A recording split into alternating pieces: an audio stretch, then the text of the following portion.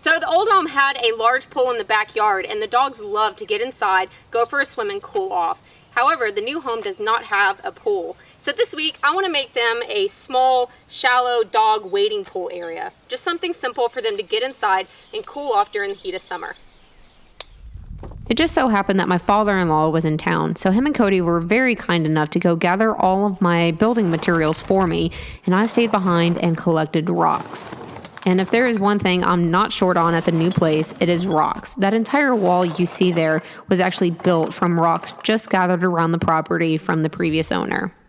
And I decided to build this pool inside of this rock wall just to keep it as organic and natural looking as possible. And the first thing I needed to do was build up a form or a wall so that I could pour a concrete floor. I did this by cutting a few strips of masonite board and then holding it up using some stakes driven into the ground. With that said, next I started mixing concrete. And at this point, I have learned my lesson with mixing concrete. It is well worth the money to just go ahead and rent the mixer. I purchased the 3-bag mixer so that I could dump in 3 bags of concrete per load. And I don't have a lot of area to maneuver this mixer around, so I would always just pour it in at one location, then use a rake in order to push the concrete around and spread it evenly.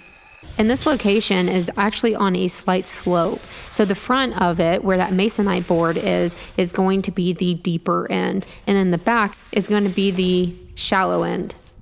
After getting around an inch of concrete spread, I then inserted some rebar and poured in another inch on top of it. At this point, using the back of the rake so that the prongs wouldn't uproot that rebar. And it was a little sketchy raking that concrete along the back wall. Uh-oh. Oh boy. Oh!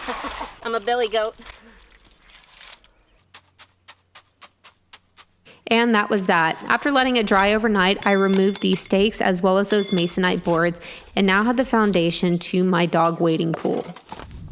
So next I moved on to mixing up the mortar. Another reason I chose this location for the pool is so I wouldn't have to dig into the ground since I'm on nothing but rock, but instead just build up the front and the walls. To do that, I'm going to be using all of the rocks that I found around the property and stacking them on top of one another, using the mortar as a way to glue them together essentially. I started with the very back of the pool. What I would do is apply a good amount of mortar to the location where I wanted to place the rock. Then I would also apply mortar to the back of the rock I would want to stick into place. At first I was a little reserved with the mortar, but then very quickly figured out I needed to apply enough so that it would actually ooze out along the sides of it. And this will help later on whenever I go to waterproof it, because if this thing doesn't hold water, then of course it's no good to me. After I would squish the rock into place and the mortar would ooze out, I would then use my trowel to either scrape away the excess or use the back of the trowel to smooth it out and make it look nice and neat. I would also do my best to keep the face of the rock as mortar-free as possible. After getting the entire back of the pool completed, I then moved on to building up the front wall. Since this requires a lot more mortar, I used a shovel to apply the bulk of the mortar. Then used my trowel to apply it to the back of the rock I was setting in place. And for this first row of rock, I tried to pick the larger flat rocks that I could find. Whenever I got to the very far end, I then inserted a drain because this is going to be the lowest point of the pool. The drain is simple. It's just a piece of PVC pipe with a ball valve attachment on the end. I mortared it in place and then started in on the second row of rocks. Then I repeated this process until I built up, I believe, 4 layers total for this wall. And keep in mind, even though I'm using this as a dog pool, it's the same exact process if you're looking to build a koi fish pond or even a turtle pond. Now for the front, I, for one, wanted to cover up the concrete lip, which I guess I could have done by just moving dirt up to it. But I needed to build some steps anyways. I went ahead and lined the entire front with rocks, while also building in some steps. Yep. Ooh.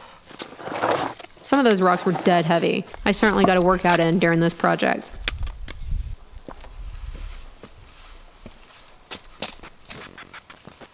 With all of the rocks in place, I then took my leaf blower to blow out all of the dust that had accumulated inside of the pool.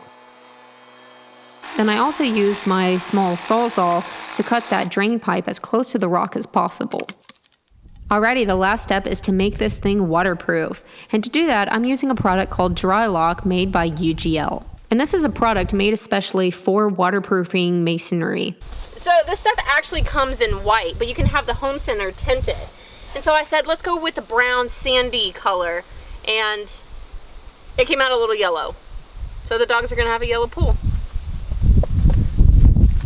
UGL actually has tint formulas available online so that the store can match a specific color. So if you do this, be sure to pick out your color before actually going to the store. And the way this stuff works is the latex paint penetrates the pores of the masonry and creates a waterproof barrier. All in all, I applied 3 coats using a brush. However, you could also use a roller. And yes, I did double check with the company to make sure this wasn't going to be harmful to my pups if they did drink the water. All in all, I was very happy with just how easy this was to apply and just how well it worked. Big thank you to UGL for supporting my channel. If you'd like to check them out, there is a link down in the description. Maybe it doesn't look so yellow. Or maybe it just looks yellow.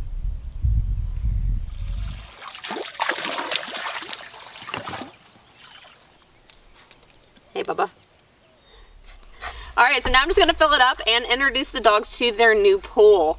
I really think that they're gonna get a lot of use out of this once they understand what it is. But I have the drain so I can drain it whenever the water needs changing. And then I plan to use those tablets that are non-toxic to prevent mosquito eggs from hatching in the water.